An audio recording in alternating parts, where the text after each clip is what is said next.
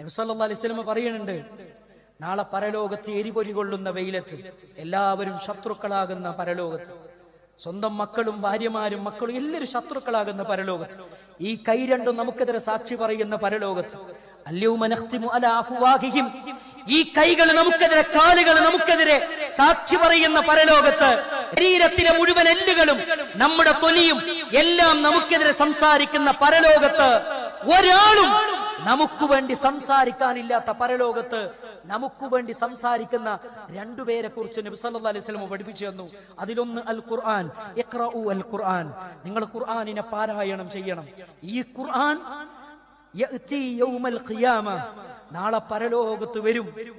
ഉമ്മ ശത്രുവാകുന്ന പരലോകത്ത്, ഭാര്യ ശത്രുവാകുന്ന പരലോകത്ത്, ബന്ധുക്കൾ മുഴുവൻ ശത്രുവാകുന്ന പരലോകത്ത്, ശരീരം മുഴുവൻ ശത്രുവാകുന്ന പരലോകത്ത് നമുക്ക് വേണ്ടി സംസാരിക്കാൻ ആര് വരും? പരിശുദ്ധ ഖുർആൻ വരും. എങ്ങനെയെങ്കിൽ ഈ ഖുർആനിനെ പാരായണത്തിലൂടെ, പഠനത്തിലൂടെ, ചിന്തയിലൂടെ, ജീവിതത്തിൽ പകർത്തുന്നതിലൂടെ ജീവിതത്തിലേക്ക് നമ്മൾ ചേർത്ത് വെച്ചവരാണ്.